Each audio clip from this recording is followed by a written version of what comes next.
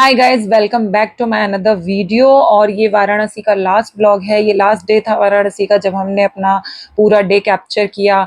तो आज के दिन हम सुबह सुबह उठ गए थे क्योंकि आज हमारा लास्ट डे था और हमारी ट्रेन भी थी, तो हमें सब कुछ जो भी एक्सप्लोर करना है वो आधे दिन में ही करना था।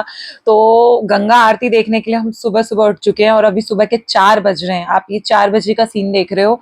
और क्योंकि 5 बजे से वहां आरती शुरू हो जाती है तो हमारे पास कन्वेंस नहीं था। हमारे ऑटो वाले भैया आए नहीं थे, उन्होंने वादा किया था वो आएंगे पर वो आए नहीं। उनके इस ऑटो में कुछ प्रॉब्लम हो गई थी, इस चक्कर में फिर हमें, लेकिन ये गनीमत है कि हमें ना कन्वेंस मिल गया था उतनी सुबह। हमें लग रहा था कि आज भी हम मिस कर देंगे और मॉर्निंग की आरती नहीं देख पाएंगे, पर हम सुबह सुबह यहाँ पे हम तकरीबन 6 बजे के आसपास हम पहुंच गए थे यहाँ पे। और आप देख सकते हो कि यहाँ पे कैसा माहौल है। ये सुबह 6 बजे का माहौल है और मैं आपको एक्सपीरियंस बता नहीं सकती।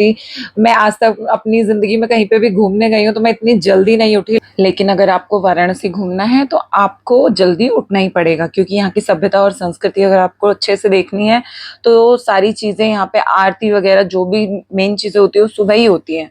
और आरती अगर आपको देखनी है तो सुबह उठना ही पड़ेगा। शाम को भी आरती होती है लेकिन सुबह जो आरती का सुकून आपको मिलेगा देखने का वो आपको और कहीं नहीं मिल सकता।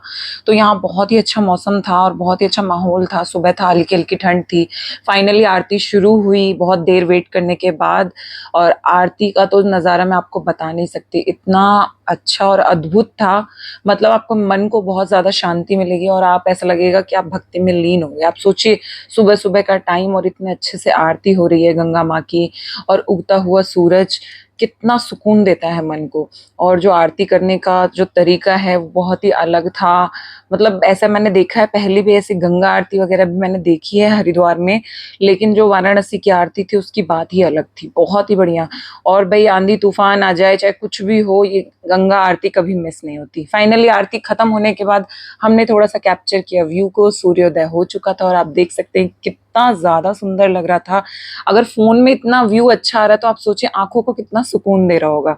फिर फाइनली ये व्यू कैप्चर करते हुए और उसका आनंद लेते हुए हम आगे बढ़े। हमने सोचा थोड़ा पूजा पाठ भी कर लिया जाए क्योंकि हम लोग सुबह सुबह नहा के आए थे सिर्फ इसलिए ताकि हम गंगा माँ की पूजा कर सके। और यहाँ पे हमने पूजा पाठ किया और उसके बाद हमने सोचा कि अब हमें चाय पीने की ज़रूरत है। फिर यहाँ पे एक भैया बहुत देर से घूम रहे थे और वेट कर रहे थे हमारा कि हमारी पूजा खत्म हो। ये मसाला टी बेच रहे थे और ये मसाला टी बहुत यूनिक थी, बहुत ही ज़्यादा यूनिक और बहुत ही टेस्टी थी। वैसे मैं इतना पसंद नहीं करती मसाला टी और स्पेशली लेमन वाली, पर इसका टेस्ट इतना यूनिक था। शायद इनका जो मसाला था उसका कुछ अलग स्वाद था और इनका खुद का हैंडमेड था, वो होममेड था। तो फिर मुझे लगा कि शायद इस वजह से इतना टेस्टी है। फिर फाइनली इन्होंने बड़े देर तक बनाया, हमने इनकी मेकिंग को पूरा देखा अच्छे से। फिर फाइनली हमने पिया।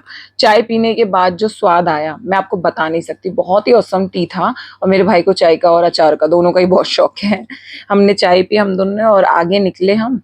इसके बाद हमने सोचा कि थोड़ा एक्सप्लोर किया जाए, सुबह सुबह का टाइम है। फिर यहाँ पे इस जगह पे बहुत ही अच्छा माहौल था, भीड़ भाड़ थी और ये सीढ़ियाँ बहुत ही अच्छी थी। सीढ़ियों से हमें ऊपर जाना था तो हमने थोड़ा बहुत यहाँ पे फोटो सेशन किया।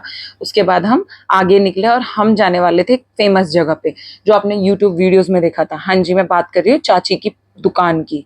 ये चाची की दुकान बहुत प्रसिद्ध है और सालों से है ये यहाँ पे। पहले ये चाची बेचा करती थी, अब ये नहीं रही हैं, तो इनकी जगह पे उनके बच्चे ही चलाते हैं इनको।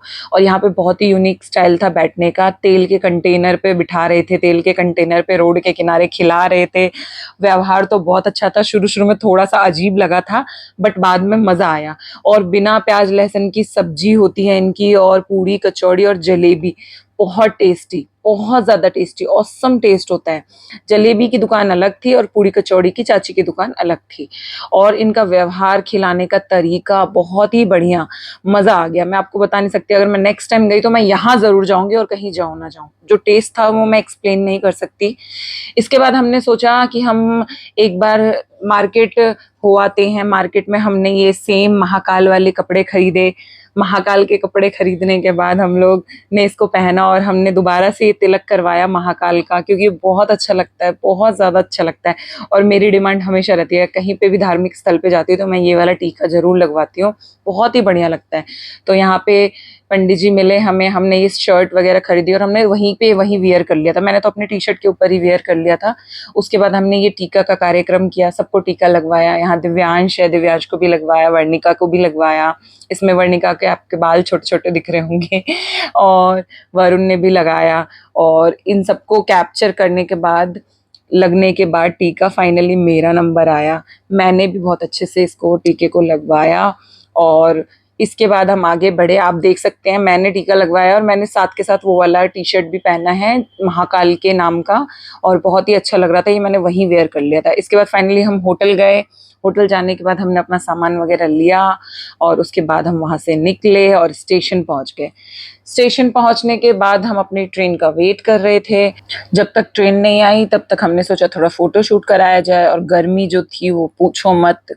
हमारी ट्रेन का हमने वेट किया और इस बार हम जाने वाले थे भारत की पहली बिना इंजन की ट्रेन, हाँ जी, वंदे भारत से। वंदे भारत का एक्सपीरियंस अच्छा रहा। थोड़ा सीट कंफर्टेबल नहीं लगा हमें, लेकिन ओवरऑल एक्सपीरियंस अच्छा था। टाइमिंग अच्छी थी, बिल्कुल टाइम पे इन्होंने हमें पहुंचा दिया था। और इसी के साथ हमारा वाराणसी का सफर खत्म हुआ।